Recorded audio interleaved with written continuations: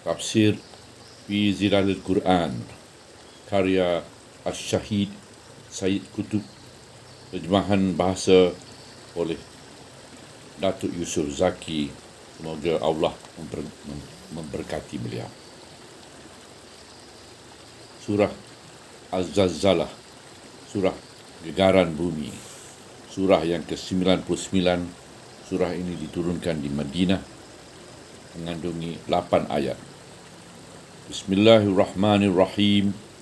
Iza zulzilatil ardu zilzalaha wa akhrajatil ardu asqalaha wa qala lil insanu ma laha yawma idzin tuhaddisu akhbaraha bi anna rabbaka awhalaha yawma idzin yasdurun nasu astatan liyuraw a'malahum faman ya'mal misqala dzarratin khairan yarah faman ya'mal misqala dzarratin syarran yarah.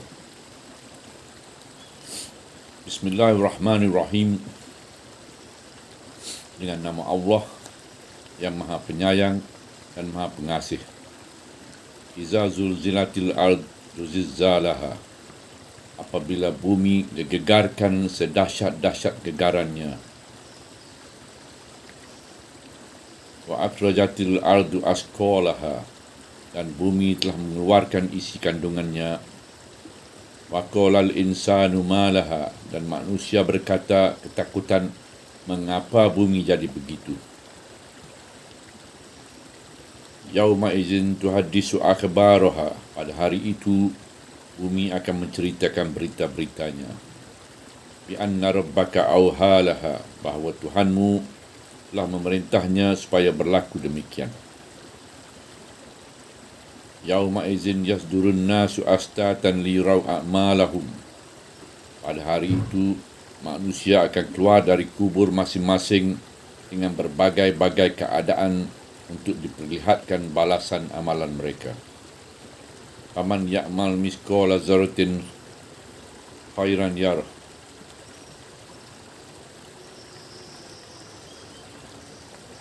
oleh itu, barang siapa yang berbuat amalan kebajikan seberat zarah, nescaya ia akan melihat pahalanya. Faman ya'mal misqala dzarratin syarran yarah, dan barang siapa yang berbuat kejahatan seberat zarah, nescaya ia akan melihat balasannya. Di dalam Mashaf juga menurut setengah-setengah riwayat, surah ini diturunkan Madinah. Tetapi di dalam riwayat-riwayat yang lain, surah ini diturunkan di Makkah. Kami tarjihkan riwayat yang mengatakan surah ini diturunkan di Makkah kerana pokok persoalan dan gaya pengungkapannya adalah menguatkan riwayat ini. Satu peristiwa gempa bumi yang menggentarkan hati manusia yang lalai. Satu peristiwa gempa yang menggegarkan seluruh bumi dan seluruh penduduknya. Satu gegaran gempa di mana maudu, pemandangan dan nada-nada kata turut sama mengambil bahagian. Baik saja mereka sedar dari kekagetan mereka, mereka terus dihadapkan kepada Allah untuk dihisap, ditimbang dan ditentukan balasan masing-masing. Semuanya dijelaskan dalam beberapa potong ayat yang pendek saja. Inilah ciri juz' amma seluruhnya, dan ia digambarkan begitu kuat dalam surah ini. Iza zulzilatil ardu zilzalaha, apabila bumi digegarkan sedahsyat-dahsyat gegarannya. Wa akhrajatil ardu asqalaha, dan bumi telah mengeluarkan isi kandungannya. Itulah peristiwa hari kiamat. Ketika itu, seluruh bumi bergegar dengan gempa-gempa yang paling dahsyat dan meluahkan segala isi perutnya dari mayat-mayat, logam-logam dan berbagainya yang lama ini dikandunginya. Seolah-olah bumi mau meringankan tubuhnya dari kandungan-kandungan yang berat itu. Ini satu pemandangan yang menunjukkan segala sesuatu yang tegak di bumi telah bergoyang di bawah tapak kaki para pendengar surah ini. Mereka merasa terhoyong-hayang dan bumi terus bergegar dan bergoncang di bawah tapak kaki mereka. Satu pemandangan yang menakutkan hati yang selama ini menyangkakan segala apa yang tegak di bumi ini akan tetap teguh, kukuh dan kekal abadi. Inilah sarana pertama dari pemandangan-pemandangan kiamat yang digambarkan oleh Al-Quran. Satu gambaran yang benar-benar hidup dan menjalar ke dalam saraf-saraf pendengar ayat-ayat ini.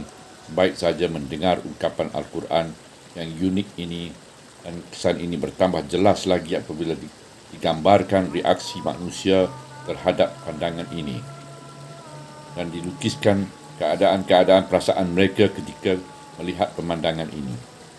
Wa qala al-insanu ma laha, dan manusia berkata ketakutan, mengapa bumi jadi begini? Inilah pertanyaan orang-orang yang berada dalam kebingungan dan ketakutan yang melihat satu peristiwa yang luar biasa yang tidak dapat difahaminya dan tidak dapat disabar dan didiamkan begitu saja. Mengapa bumi jadi begini? Mengapa ia bergegar dan bergoncang begitu dahsyat? Mengapa? Mereka seolah-olah ikut terhoyong-hayang bersama gegaran itu dan cuba berpaut pada sesuatu untuk menahankannya dari rebah, dan segala sesuatu yang ada di sekelilingnya terus bergoyang dan bergegar-gegar. Umat manusia sebelum ini memang pernah melihat kejadian-kejadian gempa bumi dan letupan-letupan gunung berapi. Kejadian itu dihadapi dengan penuh ketakutan dan kecemasan. Mereka ditimpa kemusnahan dan kebinasaan. Tapi apabila mereka melihat gegaran dan gempa bumi hari kiamat, mereka dapati sama sekali tidak boleh dibandingkan dengan kejadian-kejadian gempa bumi dan letupan-letupan gunung berapi yang berlaku dalam dunia ini. Gempa bumi pada hari kiamat merupakan satu peristiwa baru bagi manusia yang belum pernah dialaminya. Satu peristiwa yang tiada tolak bandingnya, satu kejadian agung yang pertama kali berlaku. Yauma izin, pada hari itu, iaitu pada hari berlakunya gempa bumi yang mengkagetkan seluruh manusia, tuhadisu akhbaraha, bumi akan menceritakan berita-beritanya, bi anna rabbaka auhalaha, bahawa Tuhanmu telah memerintahnya supaya berlaku demikian. Yang ini, pada hari itu, bumi akan menceritakan bahawa segala apa yang berlaku itu adalah atas perintah Allah. Dialah yang telah memerintah bumi supaya bergegar dengan sedahsyat-dahsyatnya dan meluahkan segala isi kandungannya yang berat, dan kerana itu bumi telah mematuhi perintahnya. Wa azinat li rabbihi fahuqqat. Ayat 2 dalam surah Al-Insyaqqaq. Dan ia telah mematuhi perintah Tuhannya dan memang kewajipannya mematuhi perintah. Keadaan ini sendiri merupakan satu penceritaan yang amat jelas bahawa apa yang berlaku itu adalah dari perintah dan wahyu Allah kepada bumi.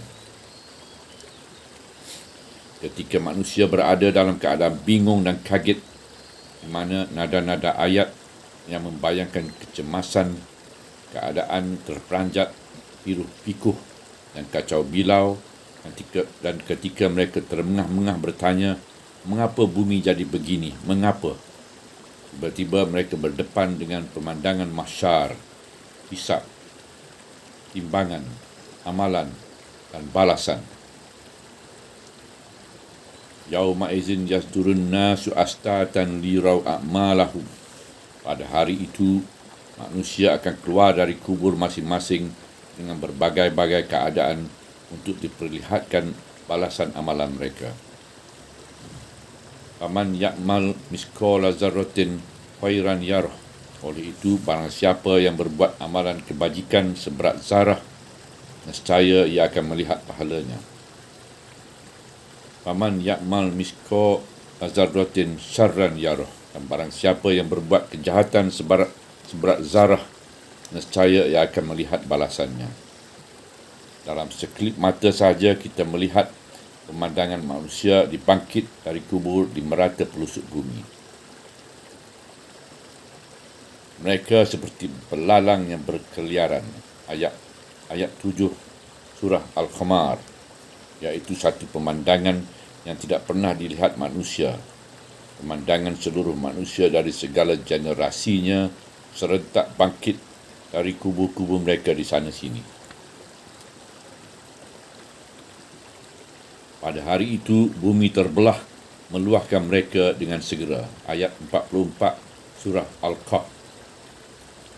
Di mana sahaja mata memandang, di sana kelihatan orang yang dibangkitkan dari kubur itu keluar dengan segera dan terus pergi tanpa menoleh ke kanan dan ke kiri.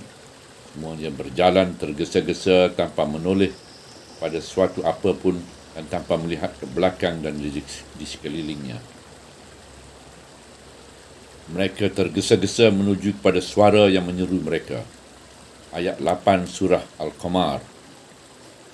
Leher mereka memanjang dan mata mereka membelalak. Pada hari itu, setiap orang dari mereka sibuk dengan diri masing-masing. Ayat ke-37 surah Abasa.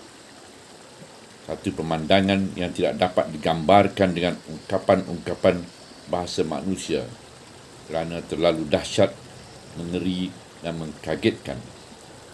Tiada kata-kata walaupun dengan menggunakan segala kata yang terdapat dalam kamus-kamus dunia, tidak juga tercapai untuk memberi dan menggambarkan pemandangan hari itu. Yauma'izin yasdurun nasu astatan liraw a'malahum. Pada hari itu, manusia akan keluar dari kubur masing-masing dengan berbagai-bagai keadaan untuk diperlihatkan balasan amalan mereka. Ini menjadikan keadaan lebih dahsyat lagi. Mereka keluar menuju ke tempat yang akan ditunjukkan amalan-amalan mereka. Di sana mereka akan dihadapkan dengan segala amalan mereka dan menerimakan balasannya. Berdepan dengan amalan-amalan sendiri kadang-kadang lebih teruk dan dahsyat dari menerima balasannya. Ada orang tidak sanggup melihat perbuatannya di hadapan dirinya sendiri kerana terlalu keji. Di saat-saat itu dilanda perasaan menyesal. Bagaimana nanti kalau ia dihadapi dengan amalan-amalannya itu di hadapan khaliat ramai dan di hadapan Tuhan Rabbul Jalil yang Maha Agung. Melihat dan menghadapi amalan-amalan itu sendiri merupakan satu hukuman yang amat menakutkan. Dan selepas itu diiringi pula dengan proses hisab yang amat halus hingga tiada satu zarah pun dari amalan yang baik atau amalan yang jahat yang ditinggalkan tanpa balasan. Aman ya'mal miskola zarratin khairan yarah. Oleh itu, barang siapa yang berbuat amalan kebajikan seberat zarah, nescaya ia akan melihat pahalanya. Waman ya'mal miskola zarratin syarran yarah. Dan bagaimana yang berbuat dan barang siapa yang berbuat kejahatan seberat zarah, nescaya ia akan melihat balasannya. Kata-kata zarah telah ditafsirkan oleh mufassirin dahulu sebagai lalat. Ada pula yang mentafsirkannya dengan habuk-habuk debu yang kelihatan pada cahaya matahari. Itulah benda yang paling kecil yang dapat mereka tanggapkan dari kata-kata zarah itu. Tapi zarah yang kita ketahui sekarang ialah atom. Dan atom itu lebih kecil dari habuk-habuk debu yang dilihat pada cahaya matahari. Kerana habuk-habuk debu itu masih dapat dilihat dengan mata kasar. Sedangkan atom hanya dapat dilihat dengan mikroskop yang paling besar di makmal-makmal sains. Atom merupakan sesuatu yang boleh dilihat dalam hati ahli-ahli sains. Tiada seorang pun dari mereka yang dapat melihat atom dengan matanya atau dengan mikroskopnya. apa yang dapat dilihat mereka hanya kesan-kesan sahaja. Amalan-amalan seberat atom itu, baik amalan baik maupun amalan jahat, akan dihadirkan kelak dan diperhatikan kepada yang melakukannya dan akan diberikan balasannya. Oleh itu, setiap orang tidak seharusnya memperkecil-kecilkan amalannya dengan mengatakan ini cuma kecil saja, tidak dikira dan tidak ditimbang. Malah hatinya akan menggeletar di hadapan setiap perbuatannya, sebagaimana neraca yang halus akan bergerak meninggi atau menurun dengan sebab berat sebiji atom itu. Neraca yang menimbangkan amalan itu adalah suatu neraca yang tiada tolak bandingnya di dalam dunia ini, kecuali neraca di dalam hati mukmin, iaitu hati yang terus menggeletar kerana melakukan kebaikan atau kejahatan seberat atom. Di sana ada hati-hati dunia ini yang tidak bergoncang walaupun oleh dosa-dosa dan maksiat yang sebesar gunung, dan tidak merasa apa-apa walaupun ia telah bertindak menghancurkan kebaikan yang baik teguh, lebih dari yang menghancurkan kebaikan yang lebih teguh dari gunung. Itulah hati-hati degil di bumi yang akan hancur luluh pada hari yang dihisab. Subhanallah, walhamdulillah, wala ilaha illallah, wallahu akbar, wala hawla wala quwata illa billahil aliyil azim, wala hawla wala quwata illa billahil aliyil azim, wala hawla wala quwata illa billahil aliyil azim.